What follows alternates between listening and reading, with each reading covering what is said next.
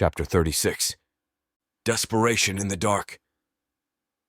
As the war against the Drixarians raged on, the Space Lords, under the leadership of Cora, Spartan Commander Leonix, Roman Commander Varro, and Rook, engaged in a series of relentless assaults, each returning with newly captured ships.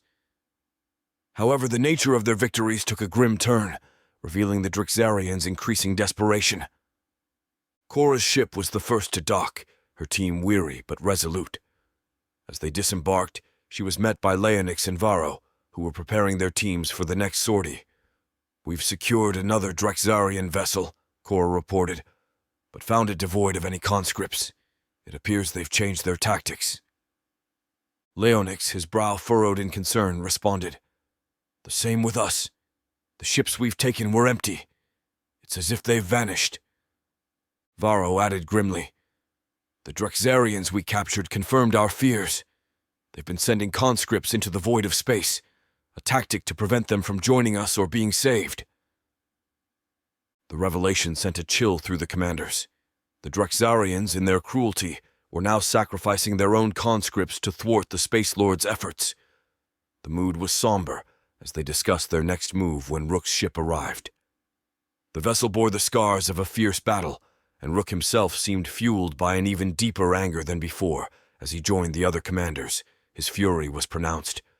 "The Drixarians are ejecting conscripts into space," Rook stated, his voice seething with rage.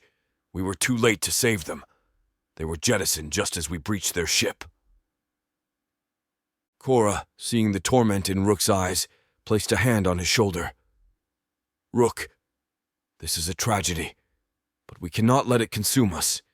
We must stay focused on our mission." Rook shook off her hand, his gaze steely. "Focused? They're murdering innocents to spite us. Our mission has changed, Cora. It's no longer just about freeing conscripts. It's about ending this, once and for all." Leonix interjected, "But how? They're resorting to tactics we can't predict. We're fighting an enemy that values nothing, not even their own." Varro, ever the strategist, suggested, "We need to strike at their command structures, disrupt their chain of command. It may slow down these extreme measures." Rook nodded, his mind racing with plans of retribution. "Then that's what we'll do. We'll make them pay for every life they've taken, for every conscript lost to the void." Rook's anger and frustration were evident as he broached the subject of their elusive adversary. "We need to start with Zahak," he declared, his voice firm. "I've interrogated countless Drixarians, beheaded those who wouldn't talk, but none could or would reveal his whereabouts." Cora, understanding Rook's impatience but concerned about his aggressive methods, responded calmly, "It's likely they were either too loyal or believed they faced death regardless. Your tactics, while forceful, might not be the most effective in extracting information." She paused for a moment, gauging the reactions of her fellow commanders. "However, I managed to glean some valuable intel. One of the Drixarian technicians, under less extreme conditions, revealed Zahak's possible location." The commanders gathered closer, their interest piqued. Cora continued, "According to the technician, Zahak has been operating from a hidden command center, located in a nebula known for its dense gas clouds and treacherous gravitational anomalies. It's a fortress, not just in defenses, but in its concealment." Rook's expression shifted from anger to keen interest. "Do we have coordinates?" "Yes, but they are approximate. The nebula's properties make it difficult to pinpoint the exact location. We'll need to navigate carefully," Cora replied. Leonix weighed in. "A hidden fortress in a nebula. It's a challenging target, but not impregnable. We can plan a strategic approach, utilize our best pilots to navigate the anomalies." Varro added, "We should prepare for heavy resistance. Zahak won't leave his stronghold unprotected. This could be our most challenging assault yet." Rook nodded, his resolve hardened by the prospect of confronting Zahak directly. "Then we prepare thoroughly. This is our chance to strike at the heart of their operation, to deal a critical blow." Cora concluded, "We'll need all hands on deck for this. It's not just about taking down Zahak. It's about dismantling their command structure and saving as many lives as possible. On the moon of Eridani 5, amidst the backdrop of the ongoing galactic conflict, Cora found a moment of respite to reunite with Nakia before their next mission. It was their first opportunity to reconnect, since Nakia had learned of Cora's survival and transformation into a Space Lord. The two had been through so much, both together and apart, and this reunion held a significance that transcended the chaos of the war around them. As Cora approached Nakia, their eyes met, conveying a depth of emotion that words could scarcely capture. In that moment, the war and its burdens seemed to fade into the background, replaced by the profound connection they shared. Nakia stepped forward, her expression a mixture of relief, love, and a tinge of disbelief. "Cora," she said softly, her voice barely above a whisper.